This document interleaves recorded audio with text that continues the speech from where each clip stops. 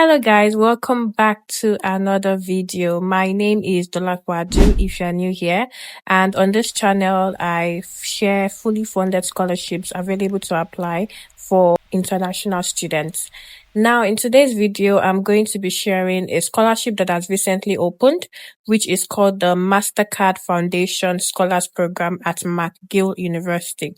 Now this scholarship is currently open for international students to apply to. First of all, if we go to what the scholarship is about. So it says here that the MasterCard Foundation Scholars Program stands as the largest scholarship and leadership initiative of its kind in Africa. Now, the McGill University has partnered with the MasterCard Foundation Scholars Program since 2013, supporting and empowering 132 MasterCard Foundation scholars from over 20 African countries. Now, 2024 marked the MasterCard Foundation Scholars Program's second phase at McGill University, where they will continue to welcome gifted leaders and change makers aspiring to improve and transform nutrition, public health, public policy, and sustainable agriculture across Africa. Now, this is just talking more about what the scholarship is about, and it says here what the scholarship includes. Now, the scholarship includes a pre-arrival and immigration support, full international student tuition, on-campus housing, personal monthly stipend, so that food covers your food, your personal expenses, your transportation, academic tools and resources like to book allowance, laptop, tutoring, etc., and a tailored leadership and professional development program, and post-graduation transition expenses. So that is like a convocation, regalia, return flight, and so on. Now, this is quite a generous scholarship. So it's a fully funded one because it covers your full student tuition, and you also get immigration support. You also get a monthly stipend. So it's a very generous scholarship. Now, these are just some other links that you can check if you just wanted to get more involved with the scholarship. Now, let's look at how to apply. And by the way, I'm going to be leaving this link in the description page of this video, so have a look at the link to get more information. So the first step is to determine your eligibility. So let's click on that and see how to determine your eligibility. So first of all, the eligibility criteria. It says that prospective applicants must qualify academically for admission to McGill University and meet the following minimum criteria. So the first minimum criteria is that you must be admissible to one of the eligible programs at McGill University. So we're going to have a look at the eligible programs shortly. Then it says here that you must have never registered for nor completed a master's degree. So please take note of this. If you have completed a master's degree before, then you are not eligible for this scholarship. And it also says that you must be a citizen of and live in an African country. And we will also have a look at the eligible countries. Then it says that you must have a valid passport and be admissible to Canada as an international student requiring a study permit. Those with dual citizenship, asylee, refugee, or permanent resident status in the US, Canada, UK, or EU are not eligible. Then it says that you must have an exceptional record of service, leadership, and activity in your school and or community. You must demonstrate a desire to give back to your home country. You must demonstrate that financial constraints have prevented or restricted your educational opportunities. So where will you put all of this? You put all of this in your scholarship essay. So we're going to have a look and see if you're going to be required to write a scholarship essay. But if you're going to be required to write a scholarship essay, these are the information that you definitely want to put in there. You have to put all your experience with service, leadership, and activity in your community or in your school. You have to make them know that you are a leader. So you have to demonstrate that experience, whether it's through work experience or volunteering experience. You have to demonstrate that. Then you also have to demonstrate in your essay as well a desire to give back to your home community. Please don't forget that. Then also you have to demonstrate that financial constraints have prevented or restricted your educational opportunities. And it says here that you must be 35 years or younger at the time of application.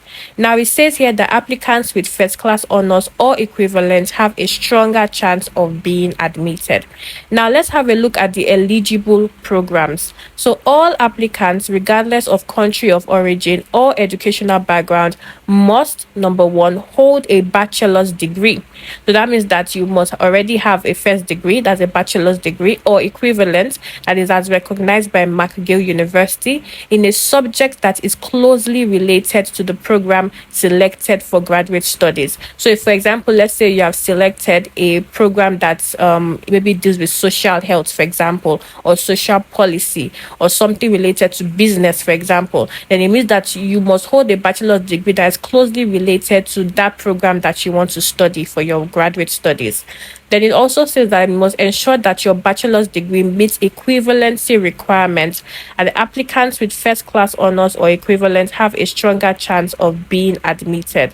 Now, it says that meeting the minimum graduate admissions requirement does not guarantee eligibility for this scholarship or admission. So you have to consult each program page for any additional requirements. So when you, for example, let's say you have a program that you want to apply to, check if there are any additional requirements that you need. Now, it says here that to apply to a thesis program, the applicant must first apply to the McGill Mastercard Foundation Scholarship. Prospective applicants must not reach out to supervisors or professors directly.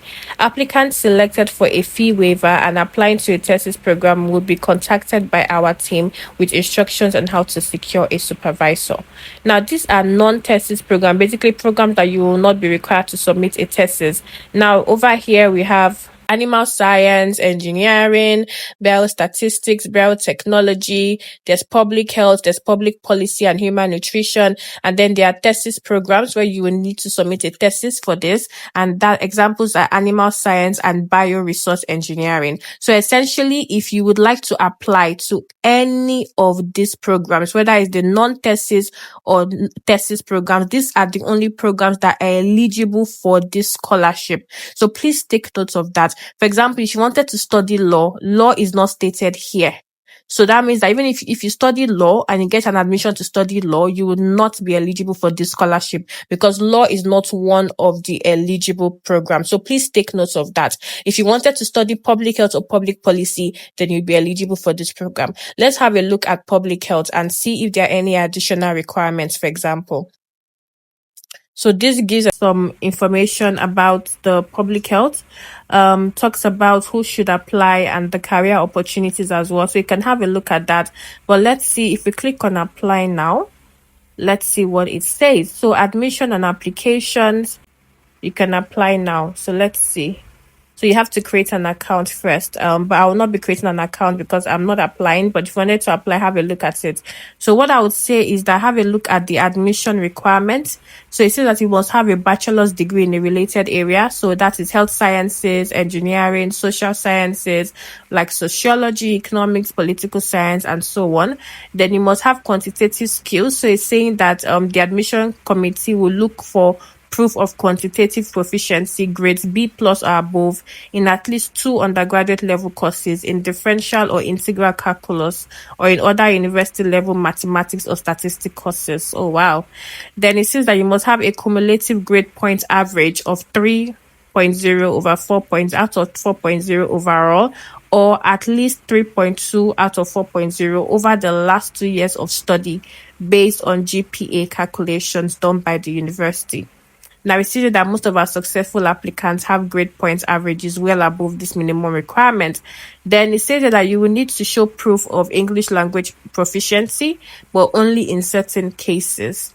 Then it says here that for international health professionals and other applicants without significant quantitative training on their transcript, then GRE results with a strong result of the 80th percentile in the quantitative score may strengthen your application. Now, I'm not going to lie, I'm not very familiar with Canadian applications. So what I would say is that if none of this is making sense, for example, where they talked about the quantitative skills and all you have to do, what I would do is to send them an email. So this is their contact information. Send them an email and try to get more information about how you can meet this requirement. Okay, that is what I would advise you to do. But their email is stated here. So have a look at their email. Now, this is just application and required documents. So you will need to meet an online application, an application fee, transcript, you submit your transcript, and then reference letters. So I have a video talking about how to write a reference, and how to get a reference letter. So go check out that video. It's really detailed on how to write your reference and all of that. So because you're going to need to submit a reference letter here, but it says here that on the application form, you must provide the names and email addresses of 2 professors, mentors, or employers who are familiar with your academic or academic relevant background.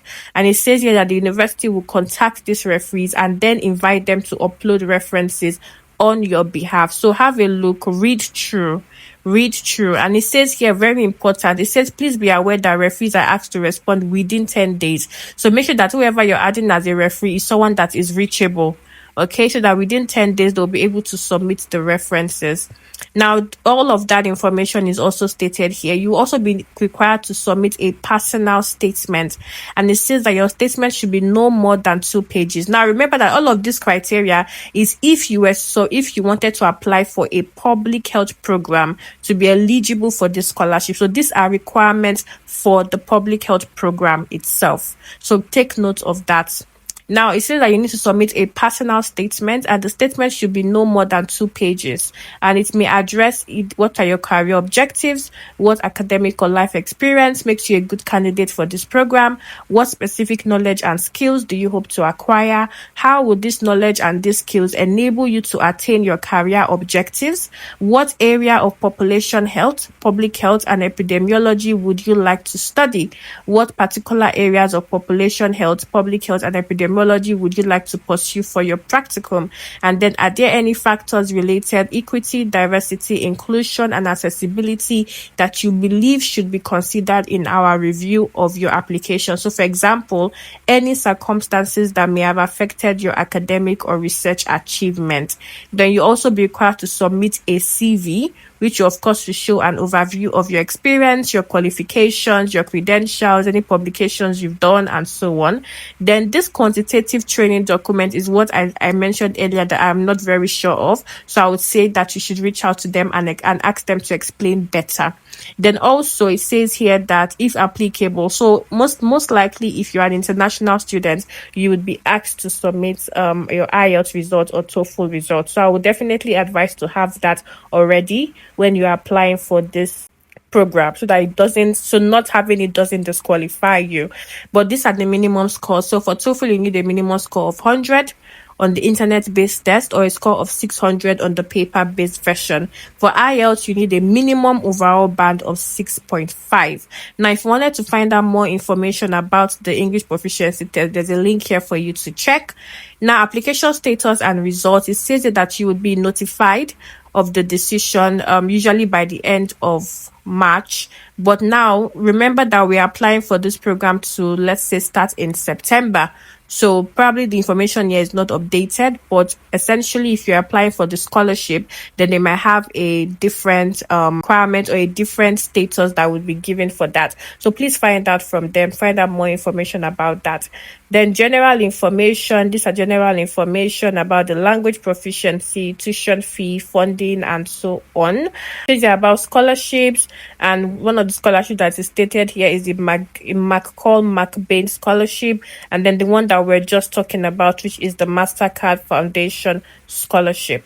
So that is it about the public health program. So this is one of the eligible programs. So if we decide to go back now and have a look at the eligibility criteria for the scholarship again, these are some of the other programs that are available. So make sure that if you're interested in applying for any of these programs, then have a look at the requirements to apply for that program, so that if you need enough time to do anything, you have enough time. Now, in terms of eligible countries, these are all of the eligible countries. So have a look here and see if your country is here. So you can have a look and see if your country is here. And if your country is here, then you are eligible for the scholarship. So that is it for the eligibility. So like I said, I'll leave the link in the description that you can have a look at it and get more information about it. So these are just information sessions. That's basically if you wanted to get more information about the scholarship. But then it says that only those who attend an information session will receive the link to the application form. Once you have had a look at the eligibility criteria, I would say apply as soon as possible. But to apply, you need a link to the application form. And it says here that the Master's Card Foundation Scholars Program will host 5 information sessions, and attending one of these sessions is a mandatory step in the application process, because only those who attend an information session will receive the link to the application form. Now, the session from the 3rd of July to the 24th of July has closed. So I would say, as if you can click and register for the one on the 28th of July, please do so as soon as possible, because most likely the registration will be closed for that, and you cannot get the link to the application form without attending this information session. That's why it's important to have a look through the website. But thankfully, you are watching this video, so now you are aware. So what I would do, in fact, the first thing I would do would actually be to register. That's the first thing I would do if I were you. I would register, and then once I register, you would then be able to, once you attend the session, this is how the form looks like. When you click on register, it asks for your name, your middle name, your last name, your age, your country of citizenship, your country of residence, your email address, your program of interest. So remember that we had a look at all the eligible programs. So all the eligible programs are stated here. Then it's asking as well for your highest level of studies, the total number of years of studies at undergraduate level, your date of completion, name of institution. It's asking if you've ever completed or enrolled. Remember that if you've ever completed a master's degree, you are not eligible for the scholarship, so take note of that. And it's asking for your GPA score, for your cumulative grade points average. So what grading scale does your CGPA follow? So for example, if it's a 4.0 scale, a 5.0 scale, you put that there, and then your grade points, if it was like, for example, a 3.0 out of 4.0, then you put out there. Then in terms of alpha numerical grade did you receive? So your studies. So what I would say is that have a look at this page and click the link to understand what this question means. And then it's asking about financial barriers limited to your access to higher education. So remember that you have to select yes here, because remember that one of the eligibilities that you should have, there should be like a form of financial barrier. So if you click on no, you're automatically disqualifying yourself. Remember that. And how did you hear about the program? So you can put order, for example, YouTube and all of that, or just website, and then you submit the form. So the only thing that I'm not sure of here is this question 16, where it asks about indicating the letter grade you received at the end of your studies. So if you click on this link, it will show you, like, for example, the grades and the equivalents. So let's say, for example, based on your CGPA, it will tell you what kind of grade, whether it was A, B, A plus, and all of that. So just have a look at the link. It's asking for your country. You put in your country there. So let's say, for example, I'm from Nigeria. So it says here that the master's minimum admission requirement is 4 years bachelor's or equivalent.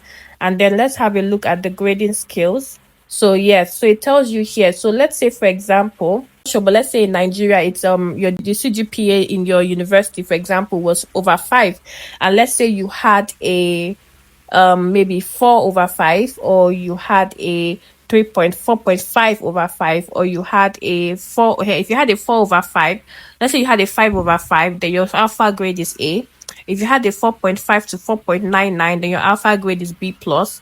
If you had a 4 to 4.49, your alpha grade is B, and so on. So depending on what it is, so you have to have a look and see. So this is the alpha grade, their converted alpha grade and their converted grade points. So you have to now check it and see the equivalence for yourself, and then that is how you would then be able to answer that question. Like I said, if it's still not clear, then you can contact them so they can explain better. But essentially, if you had let's say a 4.0 or 4.5, you fall either between B or B plus, and that is what you would then put in your answers when you go back to the form. So I hope that really explains what you need to do. So like I said, the first thing I would actually do would be to click on that register link. so that you can attend the information session, because I'm pretty sure that it will get closed very soon. So please do that as soon as you've watched this video. So that is it in terms of this scholarship. There are frequently asked questions here as well. If you're not sure or you have any questions, you can click on that and it will give you more information, maybe questions about eligibility, questions about the application forms here, that pre-screening, what does pre-screening mean, and all of that. So it's kind of like a detailed site where you can get information and any questions that you have. So please have a look at this website, and I wish you all the best in your application. Once again, my name is Dolapo, and I will see you in my next video. Goodbye.